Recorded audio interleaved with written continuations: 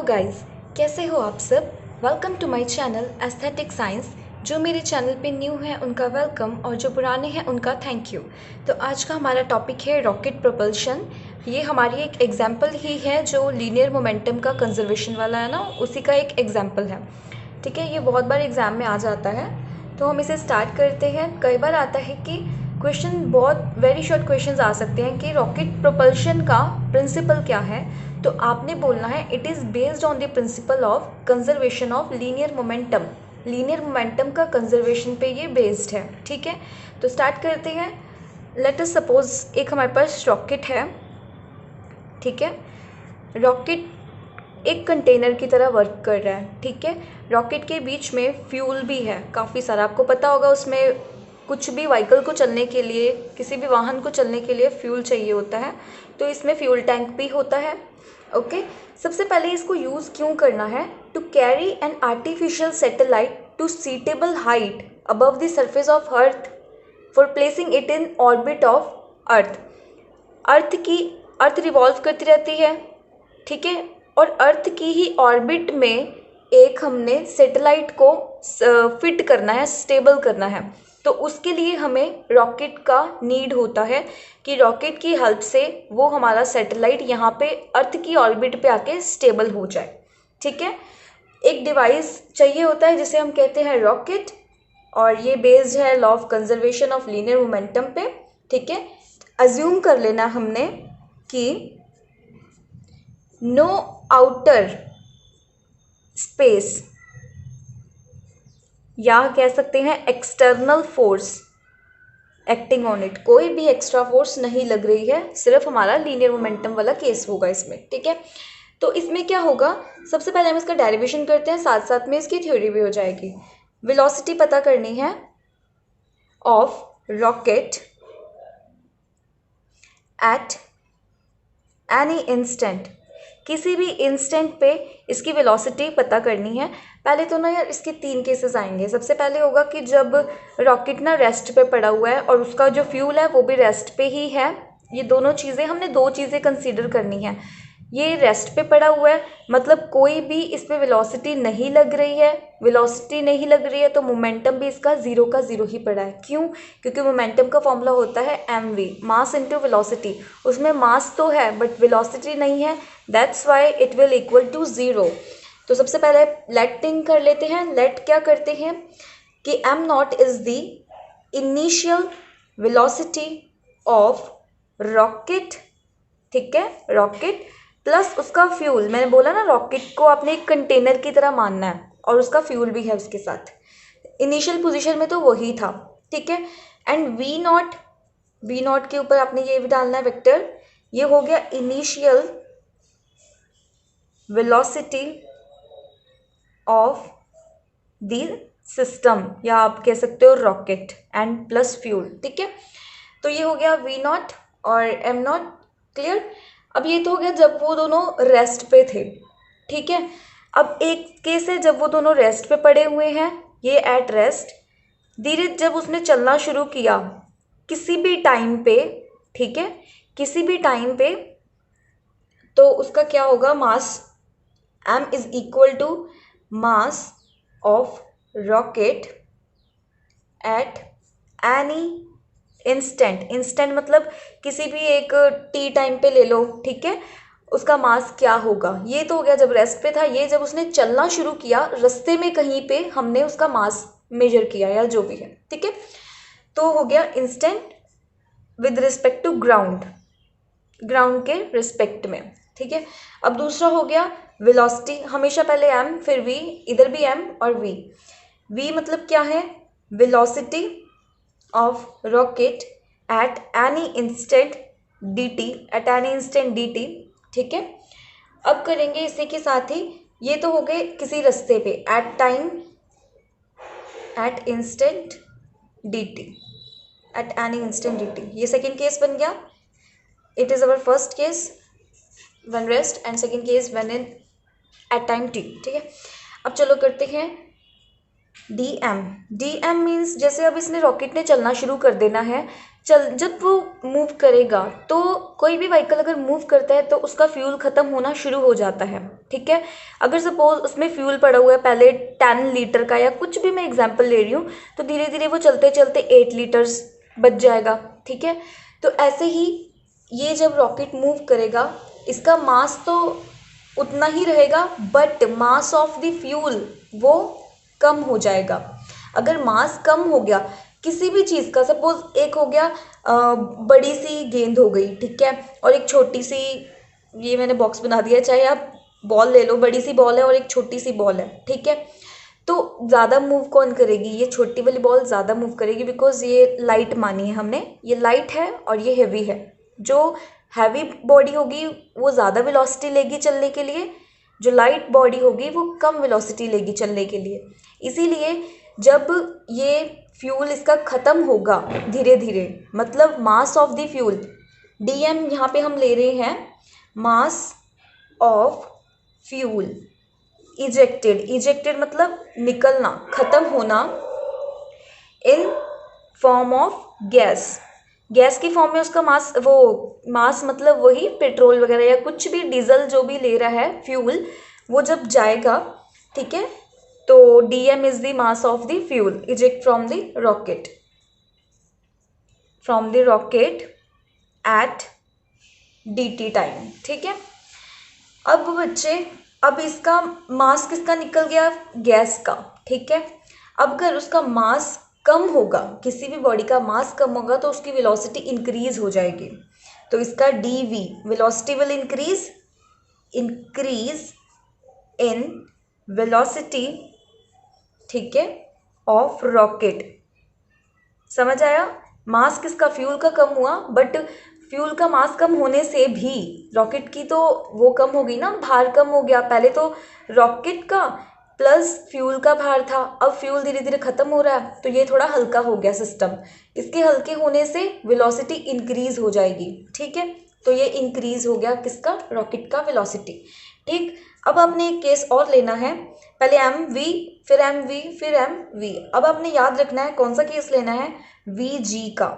We जी से मतलब है वेलोसिटी, किसकी वेलोसिटी? ऑफ, यहाँ तो मास निकाल दिया जो इजेक्ट हो गई गैस की, उसकी वेलोसिटी भी तो पता करेंगे।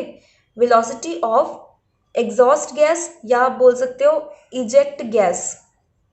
गैसेस कहाँ जा रही हैं? नीचे जा रही है विद रिस्पेक्ट टू ग्राउंड, ठीक है। क्लियर इतना? चलो, अब आप इसका डायग्राम भी बना सकते हो ऐसे करके सिंपल वे में। दिस इज रॉकेट जिसका मास हो गया m और जिसकी वेलोसिटी हो गई v। ये सीधा सीधा मूव कर रहा है ऊपर, ठीक है। कौन से टाइम? t पे। ये सिंपल केस हो गया ये वाला, ठीक। अब हो गया ये वाला केस का क्या बनेगा डायग्राम? ये हो गया रॉकेट, ठीक है, जिसका मास हो गया अब m माइनस dm। क्यों? मास था पूरे रॉकेट का, पूरे सिस्टम का मास था m। अब dm उसमें से कैंसिल हो गया, जो कि था गैस इजेक्ट हो चुकी है, इसीलिए अब मास कम हो गया, ठीक है। वेलोसिटी इंक्रीज हो गई, वेलोसिटी क्या हो गई? इंक्रीज। दैट्स वाई मैंने यहाँ पे ऐड किया है, क्योंकि उस फ्यूल खत्म हो गया, मास वेलोसिटी बढ़ रही है, ठीक है। चलो, इतना हो गया, और टाइम भी इंक्रीज हो गया ना। टाइम पहले t था, अब एक्स्ट्रा आगे आगे जाएगा, आगे वेलोसिटी बढ़ी तो टाइम भी उसका बढ़ रहा है, ठीक है। t plus D T, this is the, ये इजेक्ट हो रही है गैसेस, ठीक है, जिसे हम वी जी बोलेंगे। और इजेक्टेड गैस का मास क्या होता है? डी एम, जो हमने यहाँ पे लिया। क्लियर? अब चलो अपना लीनियर मोमेंटम के केसेस पे आते हैं। सबसे पहले linear momentum of rocket at any time D, at any time T ले लो, ठीक है। किसी भी टाइम पे उसका क्या लीनियर मोमेंटम आएगा, ये सेकेंड वाले केस के, ठीक है ना। इसका तो क्योंकि ज़ीरो ही आ जाएगा, इसका क्या आएगा वो पता करते हैं। सबसे पहले हमने P1 ले लिया, P1 मतलब momentum of first case when time is t, okay. तो इसका हो गया mv। क्लियर? अब ये तो हो गया टाइम जब t था, ये वाले सीन का। अब टाइम जब t प्लस डी टी हुआ तब क्या होगा, अब क्या है, time t plus D T हो गया तब क्या आएगा लीनियर मोमेंटम अपना, ये यहाँ पे करेंगे, इसे हम बोलेंगे linear momentum of second part. Okay, तो सेकेंड पार्ट का हो गया। तो इसमें बच्चे आपको पता ही है एम वी तो फॉर्मूला सिंपल फॉर्मूला होता ही है। इसका मास क्या हो गया सेकेंड केस का, डिक्रीज, तो एम माइनस डी एम। ठीक, वेलोसिटी क्या हो रही है इसकी, इंक्रीज, तो v प्लस डी वी। और सेकेंड केस में और एक चीज़ क्या हुई, ये चीज़ हुई वेलोसिटी ऑफ, ये तो हो गया बच्चे जो कंटेनर जो डिब्बा है रॉकेट वाला उसकी बात हो गई, उसमें गैसेस भी तो है, फ्यूल भी तो है, उसका भी तो लो। ठीक है, क्या ऐड करना है, m मतलब dm किसके लिए, ये तो हो गया कंटेनर के लिए।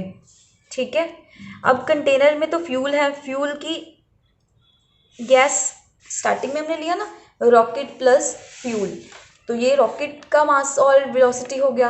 अब फ्यूल का मास लोगे और फ्यूल की वेलोसिटी लोगे तो क्या आएगी, इट विल वी जी बच्चे, और ये नेगेटिव डायरेक्शन में आएगा। क्यों, क्योंकि देखो रॉकेट तो आगे आगे जा रहा है बट ये पीछे पीछे आ रही है, फ्यूल का जो गैस है वो पीछे जा रहा है, वो आगे नहीं जा रहा, इसीलिए इसको हमने नेगेटिव साइन से शो किया है। यहाँ पे हर चीज़ का कोई मतलब है। ठीक है, तो चलो इन्हें सॉल्व करते हैं। इसको सिंपल ब्रैकेट ओपन कर दो, एम वी बन जाएगा plus M D V minus V D M plus minus minus D M D V, ये वाला किया तो minus V G D M. अब आपने बच्चों क्या काम करना है, ये वाला जो केस है इसमें देखो डबल टाइम डी आ रहे हैं, डबल डी आ रहे, इसे ऐसे साइड पे लिख दो, इसको बिल्कुल नहीं छेड़ना। ठीक है, ये डेरिवेशन सॉल्व करने का तरीका है, इसे बिल्कुल नहीं छेड़ना। बाकी देखो ये भी डी एम है और ये वाला भी डी एम है, डबल टाइम डी एम आ रहा, इसे ऐसे ही रख दो। ठीक है, बाकी चीज़ों को ऐसे लिख दो, ये देखो ये भी डी एम है और ये भी डी एम है, इन्हें एक साथ करके लिख लो। माइनस के साइन को कॉमन करके, यहाँ भी माइनस है यहाँ भी माइनस है, और डी एम को भी कॉमन करके अंदर लिख लो v प्लस इसका वी जी। क्लियर इतना, चलो अब इसको हम इक्वेशन सेकेंड मान लेते हैं, और फर्स्ट इक्वेशन थी हमारी ये वाली सिंपल वाला मोमेंटम पार्ट 1 का, जो इस डायग्राम से आएगा, ये हो गया मोमेंटम पार्ट 2 का at any time D T, जब हमारा डी टी प्लस टी। इसके बाद हम करेंगे अपना जो मेन काम है, according to law of conservation of linear momentum. ठीक है, ये हमारा मेन काम है।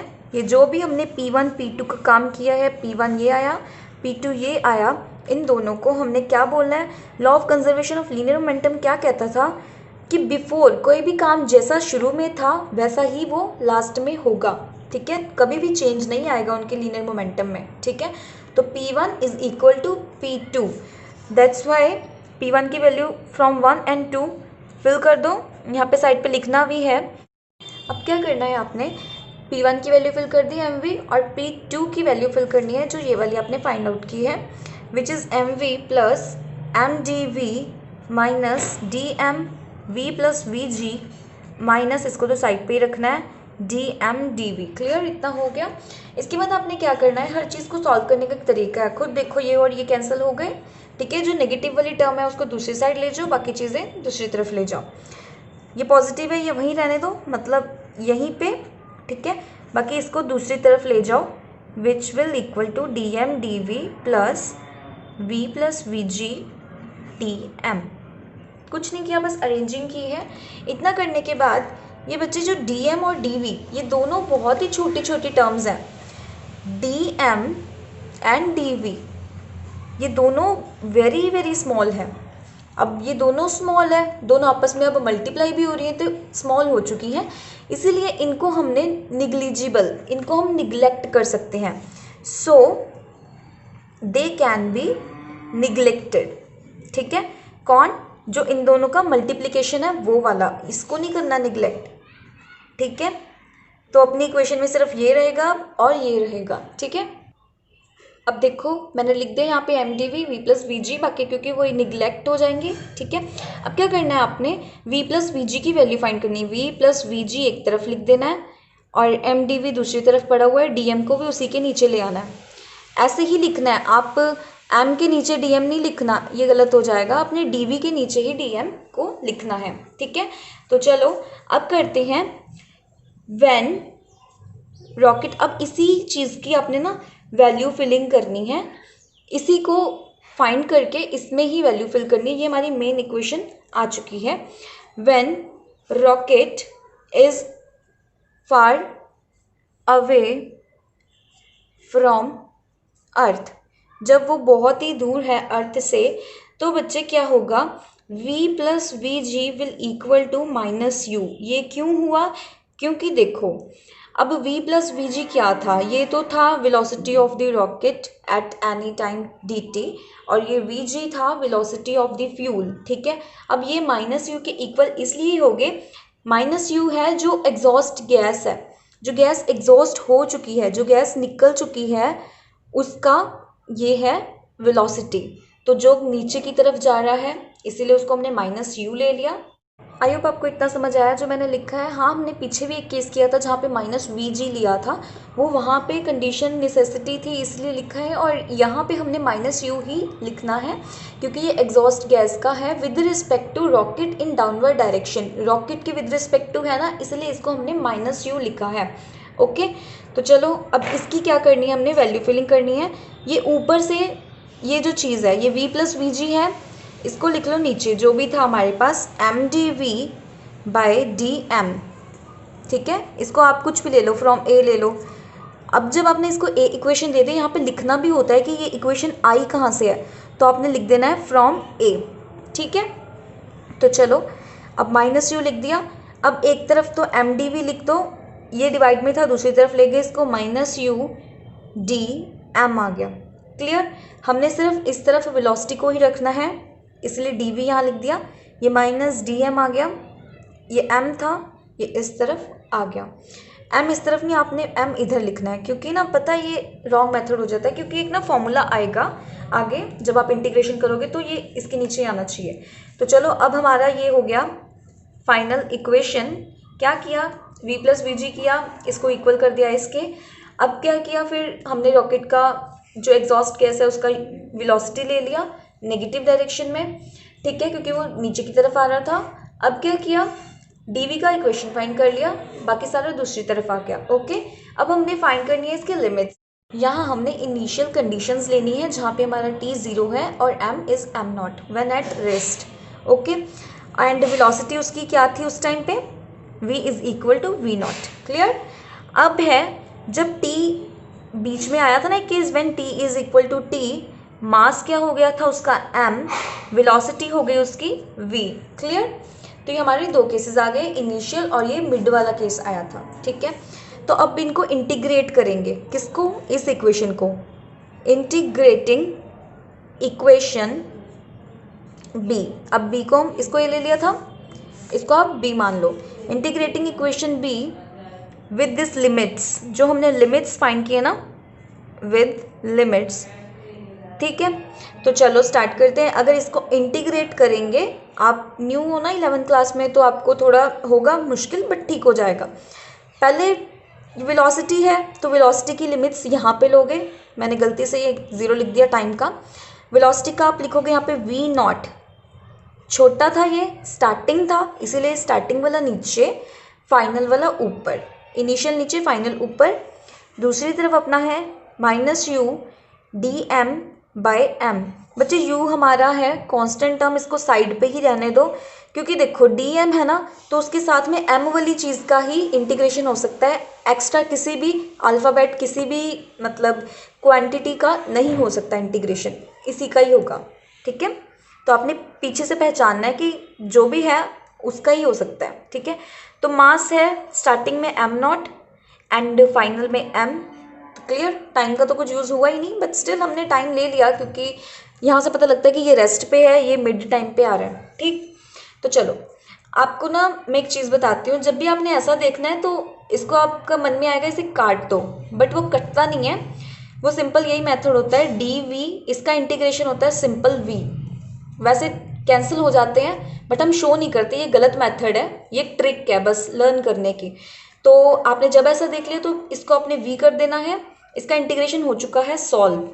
सॉल्व होने के बाद भी इसकी लिमिट्स पुटिंग नहीं हुई है, तो लिमिट्स को इस तरफ ही लिखना है, कभी इधर मत लिखना, इधर आएगा, ठीक है। ये माइनस यू का माइनस यू ही रहेगा। अब बच्चे एक फॉर्मूला आएगा यहाँ पे आपको, 1/m dm का इंटीग्रेशन होता है log m। अगर 1/m dm है उसका होगा log लग जाएगा, और नीचे जो चीज़ लिखी है वो चीज़ यहाँ पे आ जाएगी। तो नीचे भी m था, इसलिए इसका हो गया log m, बट अभी तक लिमिट्स पुटिंग नहीं हुई है। Equation clear? अब चलो, अब जब लिमिट पुट करते हैं तो हम ऐसे करते हैं, upper limit minus lower limit, मतलब जो ऊपर लिखी वो पहले, फिर नीचे वाली बाद में। इधर भी ऐसे ही, ऊपर वाली पहले। बच्चे ऐसा मत कर लेना कि इसे लिख दिया सीधा माइनस एम नॉट कर दिया, वैसे नहीं करना, आपने पूरा पूरा लिखना है। इसे लॉग ई लेना है, गलती कर दी मैंने, सॉरी। तो लॉग ई आ गया, upper limit M minus lower limit M naught, ठीक है। पूरा पूरा पुट करना है, इसको भी इधर और इसको भी इधर, ठीक है। तो ये क्लियर हो गया। चलो, अब हो गया v माइनस वी नॉट, इधर हो गया, दूसरी तरफ आ गया माइनस यू। अब बच्चे ये जो लॉग की टर्म्स हैं ना, आपको ये याद रखना पड़ेगा, log m minus log n is equal to log m divided by n। चलो मैं इसको याद करवाती हूँ। हम बचपन में करते थे ना, x की टर्म हमारे पास होती थी 4, डिवाइड x की टर्म हमारे पास होती थी 6। अब इन दोनों का आप क्या करते थे, इनकी पावर्स को आप सब्ट्रैक्ट करते थे। क्यों? बीच में डिवाइड का सिंबल है, तो आपने इनकी पावर्स को करना था सब्ट्रैक्ट। बट अगर बीच में मल्टीप्लाई का सिंबल होता था तो आप इन्हें क्या करते थे, ऐड। आपने बस अभी डिवाइड वाला सीन याद रखना है।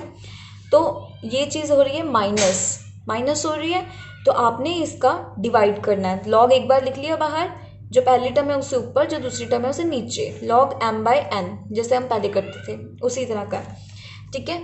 तो इसका फॉर्मूला आपके पास आ जाएगा लॉग e ऊपर m। ये करने से पहले एक चीज़ और ध्यान में दो, ये देखो माइनस चीज़ है ना, माइनस को आपने ख़त्म करना है, इसको न्यूट्रलाइज करना है। तो क्या करना है आपने, माइनस, अब अगर आप न्यूट्रलाइज कर रहे हो तो देखो, इसको इससे मल्टीप्लाई किया तो लॉग m आ गया, इसको इससे किया minus minus plus u log E M naught आ गया कि नहीं आया। तो अब देखो, इसके आगे माइनस का सिंबल आ गया, इसके सामने पॉजिटिव का सिंबल आ गया, तो हमने पॉजिटिव वाला पहले रखना है, ठीक है, नेगेटिव वाला बाद में रखना है। तो आपने क्या करना है, u कॉमन था, इसे कॉमन ही बाहर रहने दो, ठीक है। ये पॉजिटिव चीज़ है, इसे पहले लिख लो, लॉग ई एम नॉट। ये नेगेटिव वाला है, इसे बाद में लिख लो, लॉग ई एम। क्लियर? मैंने ऐसा क्यों किया, बिकॉज नेगेटिव का सिंबल परेशान कर रहा था, इसलिए हमने उसे पॉजिटिव टर्म में कन्वर्ट कर लिया, ठीक। चलो, अब ये हो गया, हमारा फॉर्मूला लग जाएगा जो मैंने अभी बताया आपको, ये वाला ऊपर आ जाएगा लॉग एम नॉट, नीचे आ जाएगा लॉग एम यू। क्लियर? चलो, इतना तो क्लियर हो गया। अब ये नेगेटिव का साइन था, दूसरी तरफ जाके वो पॉजिटिव हो जाएगा, ठीक है।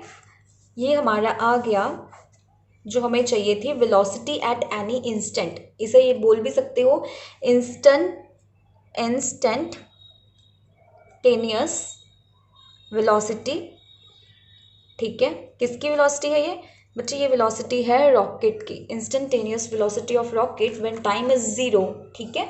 और हमारा वेलोसिटी ये आया, ओके। चलो, ये आपको पता लग गया ये कहाँ से निकला, इंस्टेंटेनियस वेलोसिटी जो ये आई थी उसी में से v नॉट को 0 फिल करने के बाद ये हमारी वैल्यू आ गई, ठीक है। जो यहाँ पे हमारा u है, ये है exhaust speed of gases with respect to the rocket. Rocket के विद रिस्पेक्ट टू में ये एग्जॉस्ट क्या है, उसकी स्पीड, ठीक है। और जो log m naught by m है, ये m नॉट क्या है, initial mass of the rocket, टू मतलब ये टू दी जो हमारी mass at any instant of time, ठीक है।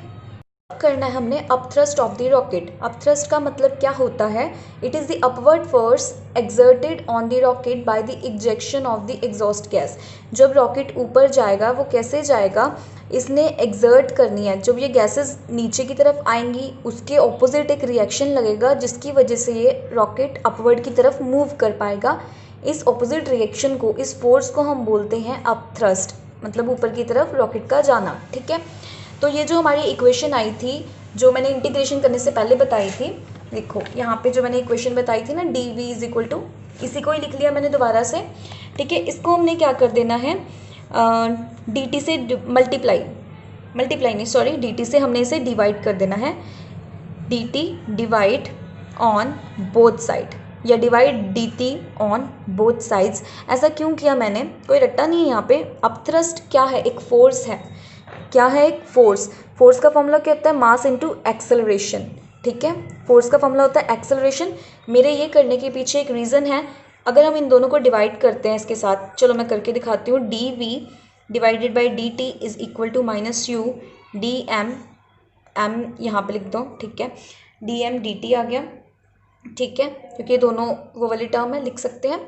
उसके बाद आपने क्या करना है, ये क्या होता है formula, D V is equal to D T, किसका फॉर्मूला है, एक्सेलरेशन का। तो ये आपका ऑटोमेटिकली एक्सेलरेशन आ चुका है।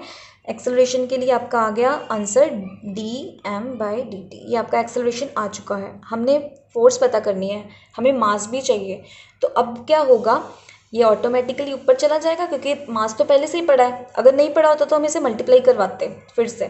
ठीक है, फिजिक्स में आप ऐसे इक्वेशन को डिराइव करने के लिए कुछ भी कर सकते हो। ठीक है, तो ये आ गया ए एम या एम में कुछ भी बोल सकते हो। ठीक है, तो which is nothing, it is force. क्या बन जाएगी यहाँ पे हमारी, बन जाएगी ये upthrust force. According to situation change होती रहेगी, फोर्स तो वो है ही है ना, यहाँ पे वो अपथ्रस्ट फोर्स हो जाएगी। ठीक है, अपथ्रस्ट फोर्स की वैल्यू क्या आ गई, minus U D M divided by D T. It's clear. चलो, अपथ्रस्ट फोर्स भी हमारा हो चुका। अब हमने करना है कि बर्नड आउट, ये हमारा लास्ट केस है। ठीक है, जिसे बोलना है burned out speed of rocket. मतलब कि जब वो बर्नट आउट कर रहा है तो उसकी स्पीड या वेलोसिटी उस टाइम पे कितनी है। इस दिस स्पीड, ये एक ऐसी स्पीड है फ्यूल की जो वो बर्न करेगी उसको, फ्यूल को, और mass of the rocket is equal to the mass of the container. कैसे, देखो ये कंटेनर ही है, एक रॉकेट एक कंटेनर टाइप का ही है। अगर उसके बीच में कोई फ्यूल ही ना होगा तो सारी बर्नट आउट स्पीड, मतलब सारा जो फ्यूल है वो जल चुका है। अब ये फ्यूल हट गया। मैंने शुरू में आपको बताया था ये क्या है, body of rocket plus fuel. अगर फ्यूल बच्चे सारा बर्नट हो चुका है तो ये सिर्फ रॉकेट बच गया, सिर्फ कंटेनर एक डिब्बा सा बच गया। ठीक है, फ्यूल के बिना रॉकेट भी तो एक वो ही है, डिब्बा ही है। ठीक है, तो ये चीज़ हो गई। अब बच्चे कुछ नहीं करना है, जो हमारी मेन इक्वेशन आई थी ना वो वाली, क्या बोलते हैं उसे, v is equal to U log E M by M naught by M करवाया था मैंने आपको यहाँ पे। ये देखो, ये जो हमारी लास्ट इक्वेशन आई थी इसमें आपने क्या करना है, यहाँ पे बस v पुट करना है। v आपका v बन जाएगा। पुट क्या करना है आपका, m is equal to M C. m है mass of the fuel, but यहाँ पे मास ऑफ सिर्फ कंटेनर बच जाएगा क्योंकि सारा फ्यूल बर्नट आउट हो चुका है। ठीक है, mass of the container and v is equal to V B मतलब बर्नट जो फ्यूल है उसकी वेलोसिटी। ठीक है, तो बस इसमें ये पुटिंग कर दो, v is equal to V B and U log M naught का एम नॉट ही रहेगा, यहाँ पे एम सी आ जाएगा। ये आपकी क्या आ गई, burnt out speed of rocket. Clear. चलो, आई होप गाइज आपको मेरा वीडियो समझ आया होगा। अगर आपको ये वीडियो समझ आया है तो प्लीज़ मेरी वीडियो को लाइक करें, मेरे चैनल को सब्सक्राइब करें और बेल आइकन पे ज़रूर प्रेस करें। Thank you so much.